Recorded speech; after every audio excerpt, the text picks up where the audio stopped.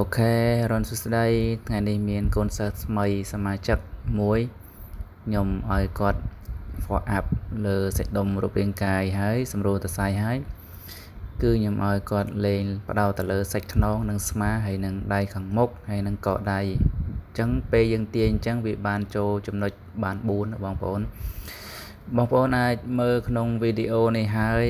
បងប្អូនអាចអនុវត្តតាមក្បាច់មួយនេះបានគឺបងប្អូនត្រូវតែដាក់ជើងទៅមុខលុកជង្គង់បន្ទន់ទៅមុខតិចមកហើយបងប្អូនទប់គួតឲ្យជាប់អែនឆ្កេះ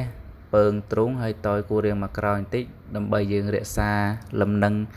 ដងខ្លួនយើងឲ្យជាប់ហើយយើងបដោតទៅលើកែងដៃទាញទៅក្រោយបដោតទៅលើខ្នងស្មាដៃឲ្យតឹង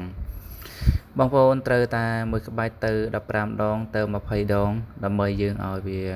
រត់តាឡើងលើសាច់ដុំកាន់តែលឿនកាន់តែល្អឲ្យវាចូលបានលទ្ធផលសាច់ដុំយើងបានលឿនល្អឲ្យវាកាន់តែធំអញ្ចឹងបងប្អូនត្រូវតែទាញនេះគឺបងប្អូនត្រូវដង្ហើមយើងត្រូវដកចេញចូលរហូតអត់ឲ្យផ្ទុកដង្ហើមទេហើយមុខយើងមិនឲ្យស្ងោកទៅក្រោមហើយក៏មិនឲ្យងើយឡើងលើធ្វើម៉េចយើងឲ្យមើលទៅប្រឆិតទៅមុខដើម្បីឲ្យរូបរាងកាយយើងវាចលនាលើផ្លូវដង្ហើមឲ្យវាស្រួលហើយបងប្អូនត្រូវអនុវត្តតាមច្បាច់មួយនេះបានគាត់ថាគាត់ទៅមកថ្មីថ្មោងអញ្ចឹងខ្ញុំឲ្យគាត់ទាញនេះដើម្បីយកសាច់ខ្នងខាងក្រោយ